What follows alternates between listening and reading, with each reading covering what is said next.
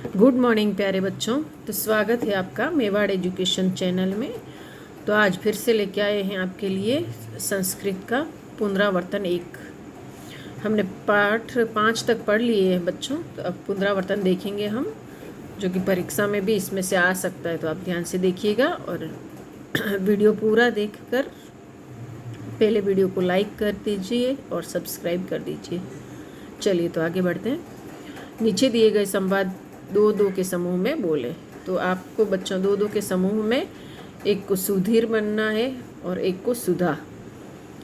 तो एक बार सुधीर पढ़ेगा। नमस्कारः सुधा। नमस्कारः महोदय। सुधीर भवत्या नाम किम, आपका नाम क्या है? सुधा मम नाम सुधा, मेरा नाम सुधा है। भवतः नाम किम, आपका नाम क्या है? सुधीरः मम नाम सुधीरः। भवती किम करोति, आप क्या करते हो? सुधा अहम अध्यापिका अस्मि, मैं अध्यापिका हूँ, टीचर हूँ। भवान किम करोति, आप क्या करते हो? सुधीर अहम अपि अध्यापकः अस्मि, मैं भी अध्यापक हूँ। तो इस तरह से आपको दो दो के ग्रुप में पढ़ना है। प्रश्न नंबर 2 देखेंगे। निम्नलिखित शब्दों का उच्च स्वर में उच्चारण कीजिए। यानी उच्च स्वर में आपको पढ़ना है, इसको कुछ भी करना नहीं है, सिर्फ आपको सही उच्चारण के साथ इसको पढ़ना है। तो पहला शब्द है चरणाऊ, दूसरा है प्रणमामः, वागीश्वरी, शरण्या, रुचिराभरणा, पंकजम, मतिरास्ताम, कुंठाविषहारिणी। तो इस तरह से आपको भी ऊंचे स्वर में और शुद्ध स्वर में पढ़ना है। नीचे दिए गए परिच्छेद का शुद्ध स्वर में पठन कीजिए। जो परिच्छेद हमारे फर्स्ट लेसन में आया है वंदना में, वही इसमें पूरा करना है हमको और फिर उसका पठन करना है, यानी उसको पढ़ना है। तो जय हे भगवती सुरभारती, तव चरणौ प्रणमाम। नाद ब्रह्मामयी, जय वागीश्वरी, शरणं ते गच्छामः। त्वमसि शरण्या त्रिभुवन धन्या, सुरमुनि वंदित चरणा। नवरस मधुरा कविता मुखरा, स्मित रुचि रुचिराभरणा। हर जड़ता कुरु बोधि विकासम, सित पंकज तनु विमले। ललित कलामयी ज्ञान विभामयी, वीणा पुस्तक धारिणी। इस तरह से इन सभी परिच्छेद को हमें पूरा करना है। खाली स्थान में जो छूट गए हैं शब्द उन्हें लिख के पूरा करना है और अच्छे से पढ़ना है। अब प्रश्न नंबर 4 देखेंगे। नीचे दिए गए परिच्छेद का शुद्ध स्वर में पठन कीजिए। इसका भी शुद्ध स्वर में पढ़ना है सिर्फ अपने को। अस्माकं भारत देशे अनेका नद्यः सन्ति, गंगा यमुना साबरमती नर्मदा इत्यादि। यानी हमारे भारत में अनेक नदियां हैं, गंगा यमुना सरस्वती नर्मदा इत्यादि। गंगा श्रेष्ठा नदी अस्ति, गंगा सबसे श्रेष्ठ और सबसे बड़ी नदी है।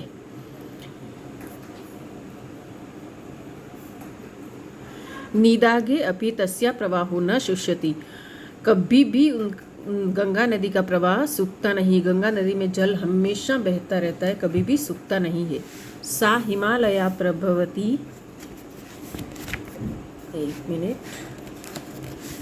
सा हिमालया प्रभवती सागरम प्रति वहती च, वह हिमालय से निकलकर महासागर की तरफ बहती है, महासागर में जाकर मिलती है। प्रयागे गंगायाः यमुनायाश्च संगम भवति, प्रयाग में गंगा और यमुना का संगम है। संगम स्थाने स्नानेन जनाः पवित्रा भवः, संगम स्थान प्रयागराज में स्नान करने से लोग पवित्र हो जाते हैं। धन्यम गंगा दर्शनम, पुण्यम गंगा जले स्नानम। गंगा स्नान करके धन्य हो जाते हैं और गंगा जल से स्नान करके पुण्य कमाते हैं। इस तरह से हम आगे बढ़ते हैं। आगे के प्रश्न में देखते हैं। प्रश्न नंबर 5, निम्नलिखित प्रश्नों के उत्तर लिखिए। दिए गए प्रश्नों के उत्तर हमें संस्कृत में ही देने हैं। एकलव्यः किम पठितुम इच्छति स्म, तो इसका आंसर होगा एकलव्यः धनुर्विद्यां पठितुम इच्छति स्म। बच्चों वीडियो लंबा ना हो और आपको तकलीफ ना पड़े, इसलिए मैंने बुक के अंदर ही के आंसर लिख दिए हैं। नंबर 2 में है एकलव्य धनुर्विद्यायाः अभ्यासं कथं कृतवान्। इसका आंसर होगा एकलव्यः आचार्यस्य द्रोणस्य एकं मूर्ति अरचत, सः प्रतिदिनं मूर्तिम् अनमत्, प्रातः सायं पर्यन्तं सः धनुर्विद्याः अभ्यासम् अकरोत्। यानी एकलव्य प्रश्न है, एकलव्य अपना अभ्यास किस तरह से करता था? तो आंसर है एकलव्य ने आचार्य द्रोण की एक मूर्ति बनाई और हमेशा उस मूर्ति को नमन करता था और सुबह से लेकर शाम तक वह धनुर्विद्या का अभ्यास करता था। प्रश्न नंबर 3, एकलव्यः कुक्कुरस्य मुखं कथम असीव्यत्। एकलव्य ने कुत्ते का मुख किस तरह से सील दिया? एकलव्यः कुक्कुरस्य मुखं बाणेन असीव्यत्, यानी किससे सिया था? तो बाणों से भर दिया था। एकलव्यः अस्मान् किम शिक्षयति। एकलव्य हमें क्या सिखाते हैं, यानी एकलव्य से हमें क्या शिक्षा मिलती है? तो एकलव्यः अस्मान् शिक्षयति स्वयं ज्योति स्वयं प्रज्ञा भवतु इति।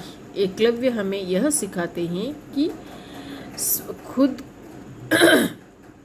खुद की मेहनत ही खुद के लिए हमारा मार्गदर्शन करती है, यानी स्व अभ्यास से हम कुछ भी कर सकते हैं, सब कुछ संभव है। स्व अभ्यास से सब कुछ संभव है। यह हमें एकलव्य की शिक्षा या एकलव्य की जीवन से शिक्षा मिलती है।